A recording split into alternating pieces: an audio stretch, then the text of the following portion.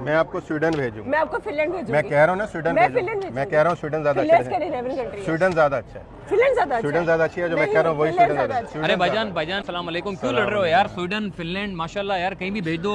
मुल्क के हालात ऐसे हैं, लोग स्वीडन भी जाना चाहते हैं, फिनलैंड भी जाना चाहते हैं। भाई देखो, कराची में एक्सपो एक बड़ी लगी हुई है, जो एजुकेशन एक्सपो है, जिसमें आपको मुख्तलिफ यूनिवर्सिटीज़ यहाँ पर स्टॉल लगाकर बैठी हुई हैं, जो आपको मालूमात दे रही हैं। कुछ लोग इसको स्कॉलरशिप भी दे रहे हैं, कुछ लोग मालूमात दे रहे हैं। जो लोग अपने बच्चों को बाहर ममालिक में भेजना चाहते हैं पढ़ने की गर्ज से, तो भाई यहाँ पर आ जाओ।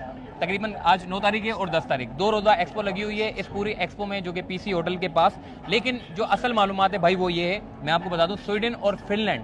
देखें, हम सोचते हैं कि यार कनाडा चले जाएं, लंदन चले जाएं, ऑस्ट्रेलिया चले जाएं, इसके अलावा अमेरिका चले जाएं। हमारे पास गिने चुने मुल्क हैं जो हम उसी में ही जाना चाहते हैं। तो भाई यहाँ पर मुख्तलिफ स्टॉल ऐसे भी हैं जो स्वीडन और फिनलैंड पर भेजते हैं। तो वो कैसे भेजते हैं, क्या तरीकेकार है, हमें ये भाई बताएंगे। इनकी कंपनी है जी एजू सर्फर्स के नाम से। सर अपना तारुफ जरा करा दीजिएगा जल्दी जल्दी, ये है क्या कंपनी? हम एजू सर्फर्स कंसल्टेंसी को डील कर रहे हैं। हम स्वीडन बेस्ड कंसल्टेंसी कंपनी है और बेसिकली हम यूरोप में स्वीडन और फिनलैंड जो हमारी मेन स्ट्रीम है वो डील करते हैं। और जैसा कि मैंने अभी आपको बताया, स्वीडन एक बहुत अच्छा डेस्टिनेशन है और स्वीडन के अंदर हम लोग स्टडी कंसल्टेंसी को डील कर रहे हैं। जो मैं आपको बात बताना चाह रहा था वो ये है, स्वीडन जो है इनोवेटिव कंट्री है। अगर आपने गेम्स खेली होंगी, कैंडी क्रश, इकिया ब्रांड फर्नीचर का देखा होगा, स्काइप देखा होगा, आजकल आप एक ऐप यूज कर रहे हैं स्पॉटिफाई, ये स्वीडन की इनोवेशन है। अच्छा। जब आप गाड़ी चलाते हैं, जो आप सीट बेल्ट यूज कर रहे हैं, ये स्वीडन की इनोवेशन है। अच्छा। जो आपके रेलवे के अंदर इनोवेशन है, आप बैरिंग यूज करते हैं, ये स्वीडन की इनोवेशन है। जो नोबेल प्राइज है, ये स्वीडन की इनोवेशन है। मतलब इस वजह से स्वीडन इनोवेटिव कंट्री है। स्वीडन में बैठ के बच्चे का मुस्तकबिल भी सिक्योर है,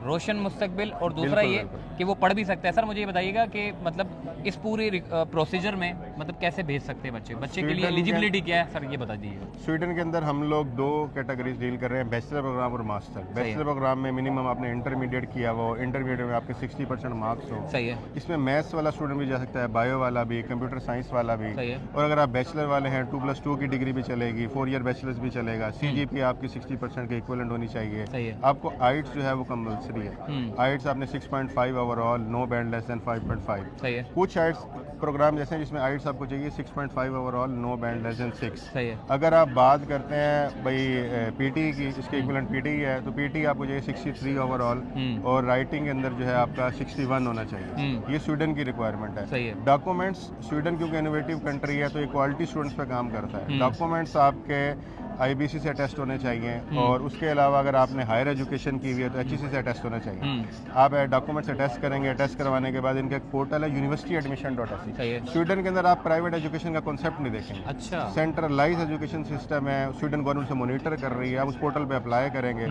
उसकी 900 Swedish krona equal to 90 euro fees बनती है। अच्छा। आप वो पे करेंगे, आप 3 मास्टर प्रोग्राम और 7 से 8 बैचलर प्रोग्राम सर में ये अप्लाई कर सकते चीज़ें हैं। देखें, आप अगर ये मुझे करनी होती तो फिर आपका क्या होता? तो ये आसान है। मुझे ये बताओ कि आप ये सारा जो डॉक्यूमेंटेशन है, ये सारा आप कंसल्टेंसी आप दोगे मुझे करके, देखिए, हम या लोग कहीं और मुझे जाना पड़ेगा? बिल्कुल आपकी बात सही है। हम लोग कंसल्टेंसी डील कर रहे हैं और अल्हम्दुलिल्लाह स्वीडन में हमारे 1500 प्लस स्टूडेंट्स हम लोगों ने वहाँ पे किए हैं। सही है। और वो वहाँ पे एजुकेट होने के बाद वहीं के नेशनल हैं। वो स्वीडन के इनोवेशंस के अंदर उनकी काफ़ी इनपुट्स हैं। सही है। और वो विद फैमिली ट्रैवल करके गए हैं। स्वीडन आपको, अगर आप जिस तरह शादीशुदा है तो आप भाभी को यहाँ छोड़ के नहीं जाएंगे। नहीं यार, भाभी आपके साथ जाएंगे। मतलब भाभी को भी साथ ले जाओ, बच्चों को भी वो साथ लोग ले ये जाओ। कहते हैं जब आप पढ़ने आ रहे हो तो आपके टोटल जो है तवज्जो फैमिली के साथ हो। ये बड़ा अच्छा है ठीक यार, है, स्वीडन आप की तो अपने बड़ी बच्चों को अच्छी भी है। लेके जाएं। अब आपकी जो तवज्जो है वो एजुकेशन पे तो नहीं होगी। आपकी तवज्जो पीछे आपकी फैमिली पे होगी, आपके बच्चों पे होगी। यूनिवर्सिटी टाइम के अंदर आप भाई जाएं और क्लास लेके सर पढ़ने के साथ साथ वर्क कर सकते हैं हम स्वीडन में? वर्क फुल टाइम अलाउ है। ये नहीं है कि सिर्फ आप वर्क कर रहे हैं, साथ में भाभी भी काम कर सकती हैं। आपका स्पाउस जो है, ठीक है, स्पाउस आप फुल टाइम वर्क अलाउ है। मतलब वहाँ पे तालीम की घर से जाएं, कमाएं और कमाना वहाँ family के मेन साथ रहो। पर्पज नहीं है। अगर आप बात कर रहे थे ना इनोवेशन की, जिस बात पे हम कह रहे हैं, आप बहुत सारी कंट्रीज में जाते हैं, लोग ये सोच रहे हैं कि हमने पैसा कमाना है। आप वहाँ जाएं, जाने के बाद वहाँ की इनोवेशंस लेके पाकिस्तान में इनपुट दें। आप पूरी दुनिया में इनपुट दें। पाकिस्तानी लोग क्या कर रहे हैं कि सिर्फ कमाने घर से बाहर पढ़ने जा रहे हैं। आप इस चीज़ को मेन पर्पज ना बनाएं। हमारी कंसल्टेंसी कंपनी ने जो 1500 से ज़्यादा बच्चे भेजे हैं, 1500 से ज़्यादा, उसका मेन पर्पज ही यही था कि हमने क्वालिटी स्टूडेंट भेजे, उन्होंने यूनिवर्सिटी से डिग्रियाँ ली और डिग्रियाँ लेने के बाद दुनिया के मुख्तलिफ ममालिक में सेटल हैं। अच्छा। सिर्फ स्वीडन में नहीं, वो लोग एजुकेशन लेने के बाद डिफरेंट कंट्रीज में माइग्रेट कर गए। वो जैसा बच्चा होगा, टैलेंटेड होगा, अपने हिसाब से खुद रास्ते बनाता चला जाएगा। सही है भाई, बहुत शुक्रिया जी। स्वीडन के बारे में आपने मुझे बता दिया। मैं कॉन्टैक्ट नंबर भी आपका डाल दूंगा भाईजान, अगर कोई कॉन्टैक्ट नंबर मैं इनका डाल देता हूँ। अगर ये एक्सपो खत्म हो जाती है तो टेंशन नहीं लेनी। मैं आपको फिर कहूँगा स्वीडन ज़्यादा अच्छा डेस्टिनेशन। भाई स्वीडन की तो आपने सुन ली क्या क्या है, फैमिली को भी ले जा सकते हैं, बीवी बच्चों को ले जा सकते हैं, पढ़ भी सकते हैं और भाई छोटा मोटा काम करके जो है वो अपना घर चला सकते हैं। मैडम मुझे बताना फिनलैंड में क्या दे रही हैं आप? देखिए जिस तरह बताया गया कि स्वीडन में काफी सारी चीजें, बिल्कुल ऐसे फिनलैंड में भी है। सिर्फ एक चीज है कि आपको फिनलैंड स्कॉलरशिप बहुत अच्छी देता है। अच्छा। आपकी बहुत अफोर्डेबल एजुकेशन है। इसके अलावा आपकी अगर आप जिस तरह आप भाभी को ये बच्चों के साथ लेके जाते हैं तो बच्चों की डे केयर फ्री है, भाभी की एजुकेशन हेल्थ फ्री है। तो जो बेसिक नीड्स है ये स्कैंडिनेवियन कंट्री ये आपकी फुलफिल करिए। ये आपको इस चीज़ में मसला नहीं है कि अगर आपने, वो कहते हैं जैसे आप पे करके आ रहे हो, आपने ट्यूशन फीस पे किए काफ़ी है। आपके जो को एप्लीकेंट्स आ रहे हैं वो अपनी हेल्प भी करें और अपनी एजुकेशन भी करें। सही है। मतलब फिनलैंड, मतलब इसकी रिक्वायरमेंट क्या है? उन्होंने तो स्वीडन की रिक्वायरमेंट बता दी, एलिजिबिलिटी बता दी। आप अगर कोई फिनलैंड जाना चाहता है तो उसकी एलिजिबिलिटी और रिक्वायरमेंट्स क्या है? देखिए बिल्कुल ऐसा ही है। फिनलैंड बहुत आसान है, इतना कोई हार्ड एंड फास्ट रूल नहीं होता। इसमें होता है कि अगर आपने इंटरमीडिएट किया हो, मिनिमम ये रिक्वायरमेंट है कि 55% एडमिशन हो जाएगा। सही हो भाई, 60% जो है उन्होंने बताया था, ये 55% बिल्कुल 55% यस, इंटरमीडिएट में एडमिशन हो जाएगा। अगर आपकी CGPA कम है तो यूनिवर्सिटीज का अपने एंट्रेंस एग्जाम देके आप एडमिशन सिक्योर करवा सकते हो। और सबसे अच्छी बात है कि जिस तरह स्वीडन में IELTS कंपलसरी है, इंग्लिश टेस्ट कंपलसरी है, फिनलैंड में कुछ ऐसी यूनिवर्सिटीज हैं आपको विदाउट IELTS एडमिशन दे देती है। उनका ये है कि क्वालिटी स्टूडेंट्स आ रहे हैं इनफ, आपको विदाउट एडमिशन सिक्योर हो रहा है। हमारे मोस्ट ऑफ द स्टूडेंट्स की कंसर्न्स होते हैं कि वो विदाउट जाए, उन्हें आइल्स करना ही ना पड़े। तो ये सबसे अच्छी अपॉर्चुनिटी है, फिनलैंड आपको ये चीज़ प्रोवाइड कर रहा है। सही है, सही है। मैडम मुझे बताइएगा फिनलैंड जाने के लिए क्या रिक्वायरमेंट होती है? मतलब कितनी उम्र चाहिए होती है, कितनी आपने क्वालिफिकेशन बता दी, उम्र की भी कोई हद होती है? नहीं, उम्र की ऐसा कोई नहीं होती।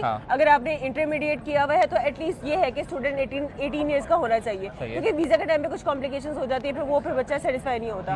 हाँ, अगर आपकी मास्टर्स के लिए जाना है और आप किसी भी लेवल के हो, किसी भी एज लेवल के हो, आप जा सकते हो, आप एलिजिबल अप्लाई करने। सही। अच्छा मैडम, कोई अगर रब्ता करना चाहता है तो वो कैसे रब्ता करेगा? देखिए मेरा कॉन्टैक्ट नंबर है। फिनलैंड के लिए एडमिशन क्या क्या रिक्वायरमेंट्स है, किस तरह से होगा, मुझसे स्टूडेंट कॉन्टैक्ट कर सकते हैं। आप मेरा नंबर शेयर कर सकते हैं। चले जी, फिनलैंड और स्वीडन कोई भी अगर दोनों ममालिक जाना चाहते हैं, दोनों ममालिक की रिक्वायरमेंट भी सुन ली, एलिजिबिलिटी भी सुन ली। बाकी अगर आप यहाँ जाना चाहते हैं तो भाई दिए गए कॉन्टैक्ट नंबर पर रब्ता कर सकते हैं। माशाल्लाह से पाकिस्तान में अब ये कराची में एक बड़ी एक्सपो लगी हुई है जिसमें आपको मुख्तलिफ ममालिक जाने के लिए जो स्कॉलरशिप्स होती हैं, जो तरीक़ेकार होता है, जो मालूमात होती है, वो आपको फराम की जा रही है। एक बहुत बड़ी एक्सपो लगी हुई है, तो भाईजान इससे फ़ायदा उठाएं। जो भी मालूमात होगी आप इस पर मालूमात ले सकते हैं। जो रिक्वायरमेंट होगी वो आपको आपकी मदद करेंगे डॉक्यूमेंटेशन तैयार करने में।